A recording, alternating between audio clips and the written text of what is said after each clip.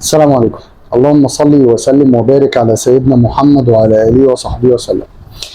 النهارده هنتكلم عن حاجة مهمة جدا، ان انت ما تضيعش مجهودك ولا تضيع شغلك ولا تضيع عبادتك على الفاضي. طب وانا ازاي هضيع شغلي ومجهودي وعبادتي على الفاضي؟ لما يبقى مفيش هدف، لما يبقى ما عندكش هدف للموضوع، للشغل، للعبادة، للمجهود اللي انت بتعمله، يبقى انت كده بتضيع حياتك على الفاضي. لما تبقى ما عندكش نية وانت بتعمل شغلك او بتعمل عبادتك لربنا او بتعمل مجهود، لما يبقى مفيش النية يبقى انت بتضيعها على الفاضي، يبقى انت بترميها. نيتك لازم تكون موجودة دايما، والنية دي مش حاجة سهلة، النية دي حاجة مهمة جدا، وكل حاجة بيحصل فيها توفيق وبيحصل فيها رضا من ربنا وانت بتعملها وانت حابب، بيبقى فيها النية الطيبة. ولما يبقى في نية طيبة ربنا هيوفق وربنا هيسهل وربنا هيخلي فيه حاجة كويسة تحصل لك.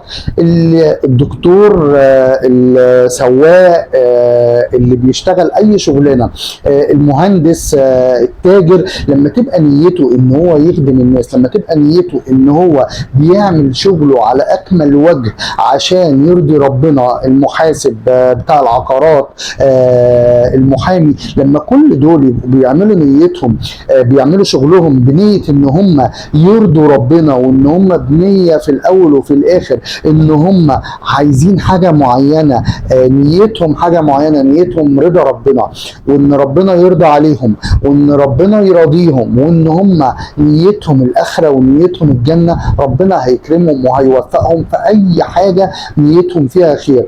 اي حاجة هيعملوها لازم تبقى نيتهم فيها خير. فانا عشان كده بقول لك لازم يكون عندك نية طيبة في كل حاجة بتعملها. قبل ما تبدأ أي عمل لازم يكون في نية، قبل ما تصلي، قبل ما تصوم، قبل ما تزكي، قبل ما تدي لحد حاجة، لازم تكون نيتك ان انت بتبتغي وجه ربنا سبحانه وتعالى.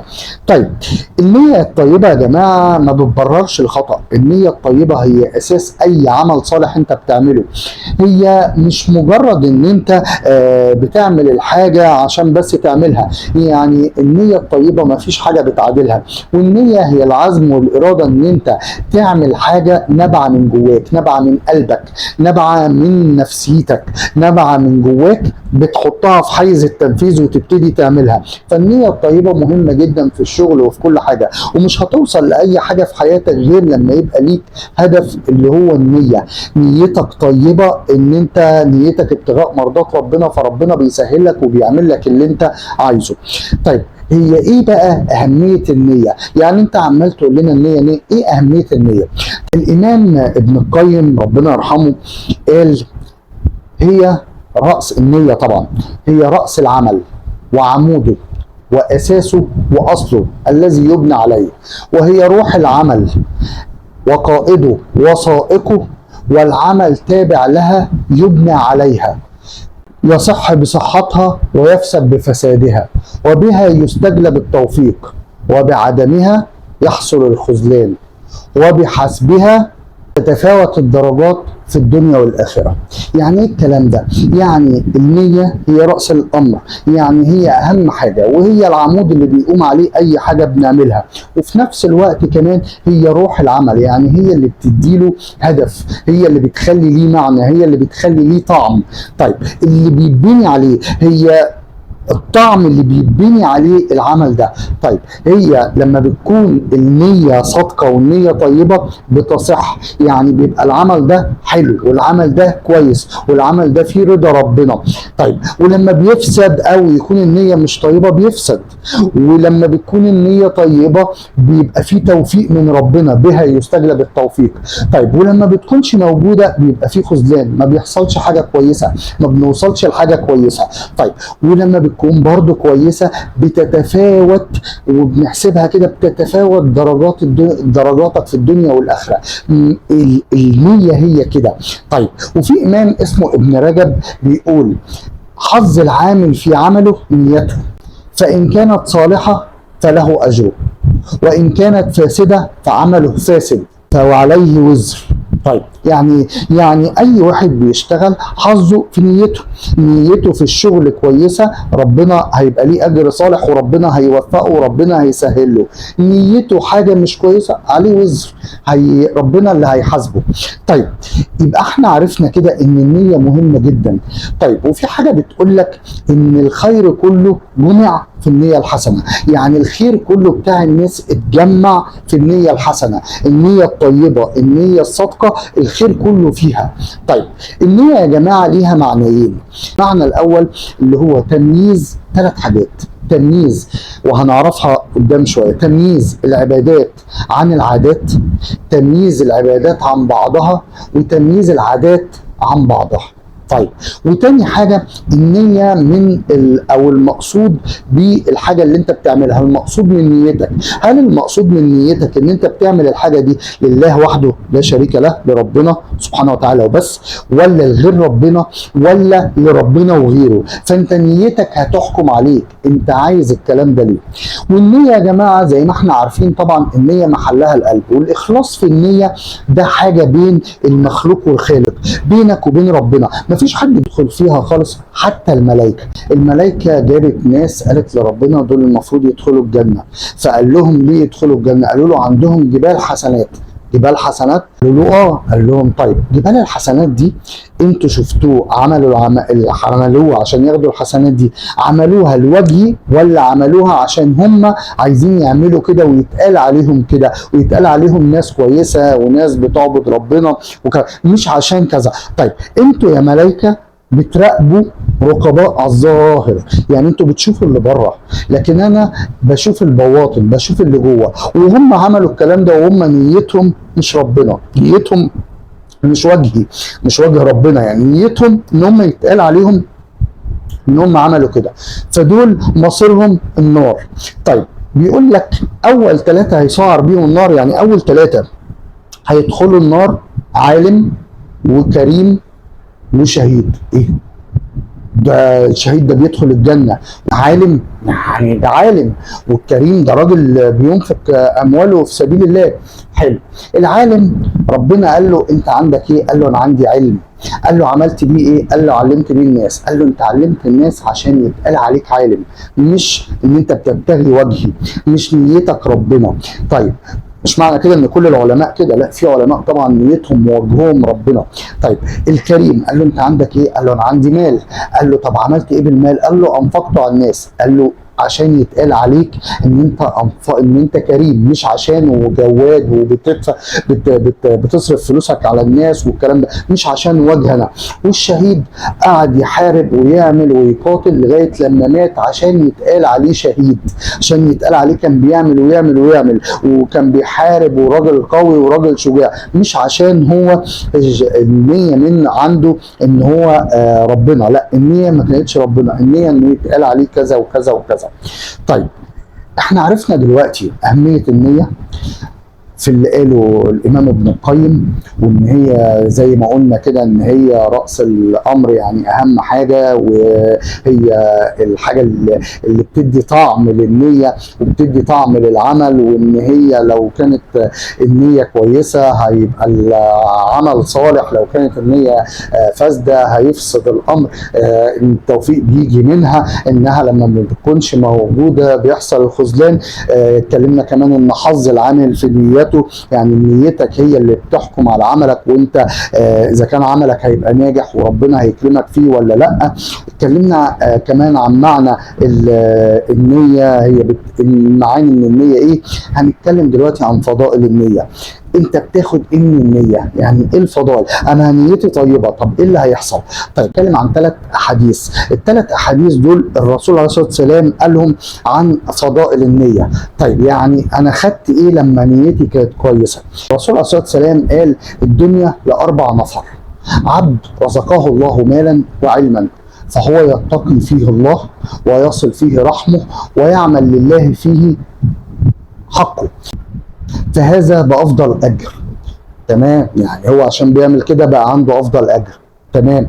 طيب وعبدا رزقه الله علما ولم يرزقه مالا فهو صادق النية، يقول لو أن لي مال لعملت عمل فلان فهو بنيته بأجرهما سواء. يعني واحد ربنا اداله فلوس واداله علم وهو نيته طيبة، فاتقى ربنا في الفلوس دي، وصل رحمه، وكمان ان هو ادى ربنا حقه في الفلوس دي، فده اجره عظيم قوي وده افضل المنازل. وواحد تاني ربنا اداله علم بس ما ادالوش مال، قال لو كان نيته من جوه وهو قالها لو كان عندي مال كنت عملت عمل فلان الاولاني ده، فالاتنين نيتهم هتحكم عليهم ان هما الاتنين هيبقوا في نفس المنزلة وبأجرهم نفس الأجر. طيب الرسول عليه الصلاة والسلام وهو راجع من غزوة تبوك وقرب من المدينة، فقال إن بالمدينة أقواما ما سرتم مسيرا ولا قطعتم واديا إلا كانوا معكم. قالوا يا رسول الله وهم بالمدينة؟ قال وهم بالمدينة حبسهم العذر. يعني الرسول الله عليه الصلاة والسلام كان بعد غزوة تبوك راجع على المدينة، فقال ان في ناس في المدينة ما اتحركتش من المدينة، انتوا ما مشيتوش خطوة الا وهم معاكم، ما عملتوش اي حاجة ولا حاربتوا الا وهم معاكم. قالوا ازاي يا رسول الله ده هم في المدينة؟ ازاي ده هم ما اتحركوش من المدينة؟ قال وهم بالمدينة حبسهم العذر. يعني ايه؟ يعني هم كانت نيتهم ان هم يطلعوا لولا ان كان عندهم عذر، لكن نيتهم كان ان هم يطلعوا. فشفت خدوا اجر زي اجر اللي حارب، فده من فضائل النية الطيبة. طيب وفي حديث ثالث بيقول لك من اتى فراشه وهو ينوي ان يقوم يصلي من الليل فغلبته عينه حتى يصبح كتب له ما نوى وكان نومه صدقة عليه من ربه. يعني واحد كان المفروض ان هو هيقوم بالليل يصلي، راحت عليه نومه وما قدرش يقوم لغايه الصبح، ربنا عشان نيته كانت طيبه ونيته انه كان يعمل كده ربنا كتب له اللي كان ناوي عليه. يعني ربنا كتب له اجر الصلاه وفي نفس الوقت نومه ده كمان صدقه. شفت؟ يعني مش بس كتب له الاجر، لا كمان نومه صدقه من ربنا عليه. طيب هنتكلم ان ربنا سبحانه وتعالى قال يوم لا ينفع مال ولا بنون الا من اتى الله بقلب سليم. احنا اتفقنا بقلب سليم. طب ايه بقلب سليم؟ احنا اتفقنا يا جماعه ان النيه محلها القلب، وان الاخلاص في النيه بينك وبين ربنا. فربنا بيقول لك مش هينفعك لا مال ولا بنون ولا شغل ولا اي حاجه ولا عباده ولا لما تكون نيتك سليمه، نيتك طيبه، نيتك صدقة. فلازم نحافظ على حتة النية دي. طيب في حديث بقى مهم جدا، يعني الفيديو ده كله بيدور حواليه، والحديث ده من الأربعين النووية، وأول حديث في الأحاديث الأربعين النووية. عمر أمير المؤمنين روى الحديث ده عن النبي عليه الصلاة والسلام. قال إيه؟ إنما الأعمال بالنيات وإنما لكل امرئ ما نوى، فمن كانت هجرته إلى الله ورسوله فهجرته إلى الله ورسوله، ومن كانت هجرته إلى دنيا يصيبها أو امرأة ينكحها فهجرته إلى ما هاجر إليه. طيب الفكرة عندنا في الحديث ده ان الحديث ده حد سمعه من سيدنا محمد غير سيدنا عمر، وبس كل الدلائل بتقول الكلام ده. والامام البخاري ابتدى الكتاب بتاعه بتاع الاحاديث بالحديث ده. طيب وفي نفس الوقت كمان الرسول عليه الصلاه والسلام في مره قال لسيدنا سعد بن ابي وقاص، قال له اعلم انك لن تنفق نفقه تبتغي بها وجه الله الا اجرت عليها حتى ما تجعله في في امرأتك. يعني حتى يعني انت مش هتنفق نفقه الا وربنا، او ان انت بتبتغي وجه ربنا الا وربنا هيجرك عليها، هيديك حسنات وهيديك على قد نيتك. حتى لو الحاجه دي النفقه اللي انت تنفقها دي انت هتحطها في بق مراتك تبتغي بها وجه الله، يعني حتى لو انت بتاكل مراتك انت هتؤجر على الكلام ده. كل حاجه تبتغي بها وجه الله. الرسول عليه الصلاه والسلام لما قال الحديث ده قال حاجه كده في البلاغه، زي ما كنا بناخد زمان حاجه جماليه كده في البلاغه عشان يبينها للناس. قال ايه؟ من كانت هجرته لدنيا يصيبها او امرأة ينكحها فهجرته الى ما هاجر اليه. يركز فيها، كانت هجرته الى دنيا يصيبها او امرأة ينكحها فهجرته الى ما هاجر اليه. ما قالش نفس الكلام، عكس لما قال من كانت هجرته الى الله ورسوله فهجرته الى الله ورسوله. هو بيبين لك ان مفيش حاجه اهم من ان انت نيتك تبقى ربنا، مفيش حاجه اهم من ان انت تبقى بتعمل اي حاجه عشان ربنا وعشان الرسول عليه الصلاه والسلام. انت بتعمل الحاجه وانت نيتك الرسول عليه الصلاه والسلام. فمن كانت هجرته الى الله ورسوله فهجرته الى الله ورسوله. يعني انت بتهاجر من مكان فيه حاجه وحشه لمكان كويس، بتهاجر من مكان الناس بتتكلم فيه عن حاجات غلط او بتنم او بتعمل غيبه لمكان ما فيهوش الكلام ده، هاجر من مكان فيه فسق لمكان فيه صلاح. كل ده بتهاجر من مدينه لمدينه عشان تعبد ربنا. من كانت هجرته الى الله ورسوله فهجرته الى الله ورسوله. طيب ولو كانت نيتك ان انت دنيا تصيبها، يعني عايز توصل لحاجه معينه او عايز تتجوز واحده فهجرته الى ما هاجر اليه. انا مش يعني دي حاجه فيها تحقير لاي حاجه. لو انت بتعمل اي حاجه مش عشان ربنا، مش نيتك فيها ربنا، خلاص يبقى كذا. حتى لو الدنيا اللي انت عايز توصل لها او النجاح اللي انت عايز توصل له او عايز تعمل حاجه، فانت لازم نيتك تبقى في الاول وفي الاخر ان انت بتعمل كده عشان تقرب من ربنا، عشان تعبد ربنا، عشان توصل لحاجه تحسن علاقتك بربنا. حتى لو هتتجوز انت بتعف نفسك وهتاخد النيه من مبدا ان انت بتعف نفسك بالجواز عشان ربنا. فلو كنت انت عامل الكلام ده بالطريقه دي فنيتك ان انت الله ورسوله. لكن لو نيتك حاجه تانية انت مش هتبقى مبسوط ومش هتبقى كويس. فعادي براحتك، فنيتك الى فهجرتك الى ما هاجرت اليه. طيب وبيقول انما الاعمال بالنيات. والاعمال يا جماعه في اعمال قلبيه وفي اعمال نطقيه وفي اعمال جوارحيه. طيب الاعمال القلبيه اللي بتطلع من القلب، الاعمال القلبيه دي زي التوكل على ربنا، زي التسليم ليه، زي الانابه ليه، زي الخشوع ليه. طيب انما الاعمال بالنيات. فاتكلمنا على الاعمال دي اللي طالعه من قلبك زي الحاجات اللي احنا قلناها دي لربنا، انما الاعمال بالنيات يعني بنيتك.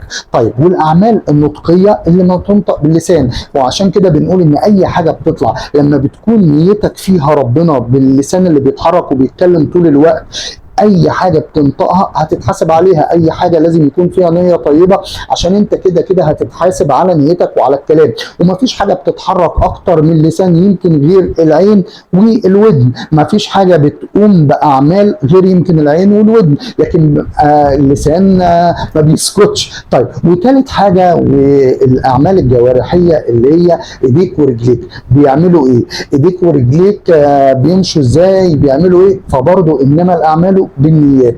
والاعمال يا جماعه الجمع. طيب والنيات لان النيه ان انت زي ما قلنا كده الاراده والعزيمه ان انت تعمل حاجه تكون بنيتك فيها ان انت تقرب من ربنا وتعبده، ملهاش دخل ولا تعلق بالجوارح، انت نيتك كلها من قلبك.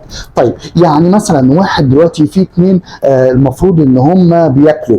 واحد دلوقتي بياكل الاكل عشان شهوه الاكل، عشان هو بيحب الاكل ده وعايز ياكل الاكل ده. واحد بياكل الاكل عشان ربنا قال وكلوا واشربوا، فربنا سبحانه وتعالى. واحد بيعملها عاده عشان انا دي الشهوه عندي فعاده من زي عادات كل الناس. واحد بيعملها عباده لربنا انه ربنا قال وكلوا واشربوا، فانا باكل عشان اشبع عشان اقدر اقوم باللي ربنا كاتبه لي في الدنيا واللي ربنا فرضه عليا في الدنيا.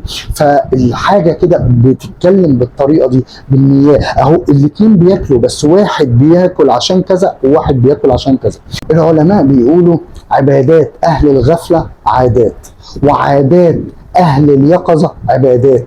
وده التفريق. ان انت دلوقتي يعني الناس الغفله اللي بيقوم يصلي لمجرد ان هو بيصلي، انا عملت الفرض، انا صليت فالله اكبر كذا كذا، وهو مش مركز. نيته مش ان هو يرضي ربنا، ونيته ان هو يبقى خلص الفريضه، يبقى عمل اللي عليه، نيته الناس اللي حواليه، نيته ان هو يخلص. فدي عادات.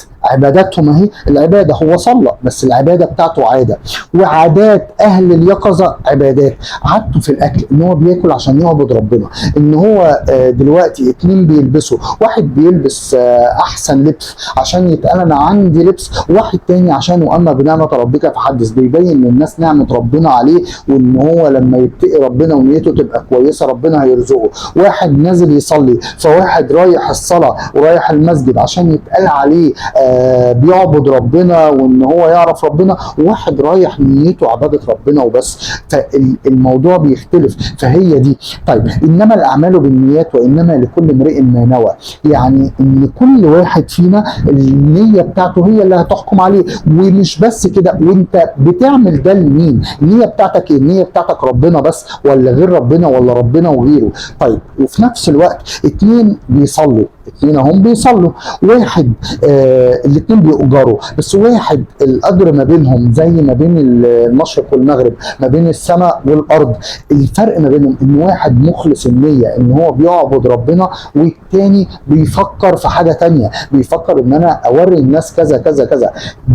فالموضوع مختلف. واحد اتعلم فقه عشان يشتغل مثلا في حاجه فيها فقه وياخد عليها فلوس وكذا، وواحد اتعلم الفقه عشان يعلمه الناس ويفيدوا للناس ونيته ربنا.